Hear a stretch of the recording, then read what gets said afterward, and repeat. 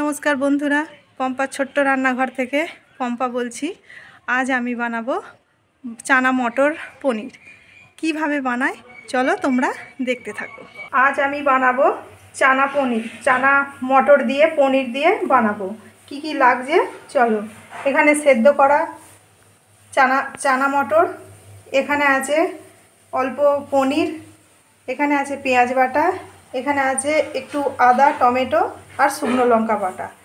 চলো তারপরে তোমাদের দেখাচ্ছি। কড়াতে আমি সাদা তেল দিয়েছি 2 চামচ। তেলটা আমার গরম হয়ে গেছে। এবার কেটে রাখা পনিরটা আমি লাল লাল করে ভেজে নেব। খুব হালকা করে ভেজেছি। এটা আমি একটা জায়গায় তুলে নেব। আমার পনিরগুলো তুলে নিয়েছি। এতে একটা ছোট পেঁয়াজ বাটা আছে, তা তেলের মধ্যে আমি দিয়ে দিলাম।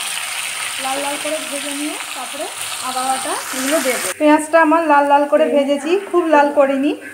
এতে আমি কতগুলো শুকনো মশলা দেব। একটু নুন, অল্প করে স্বাদ অনুযায়ী চিনি, একটু হলুদ, 1 চামচ কাশ্মীরি লঙ্কা, 1 চামচ জিরে গুঁড়ো, 1 চামচ ধনে গুঁড়ো। এটা আমি পেঁয়াজের মধ্যে দিয়ে দিলাম। ভালো করে মিশিয়ে নেব। আমার মেশানো হয়ে গেছে। এবার দেব এই বাটা মশলাটা। ভালো করে কষিয়ে নেব।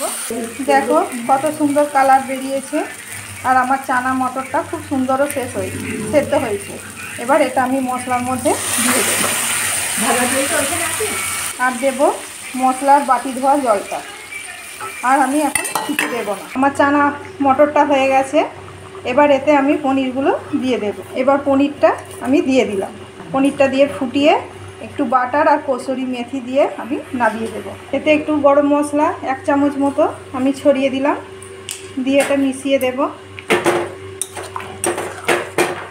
এটাতে খুব সামান্য অল্প করে বাটার দিলাম আর অল্প করে কসুরি মেথি ছড়িয়ে দিলাম। দিয়ে এটা নেড়ে নিয়ে আমি নামিয়ে দেব। আজকে চানা মটর পনিরটা কেমন হয়েছে কমেন্টে অবশ্যই তোমরা জানিও। আজকে এখানেই শেষ করলাম। ওটা দিয়ে তোমরা রুটি, পরোটা, লুচি সবই খেতে পারবে। আজকের মতো এখানেই শেষ করছি। নমস্কার।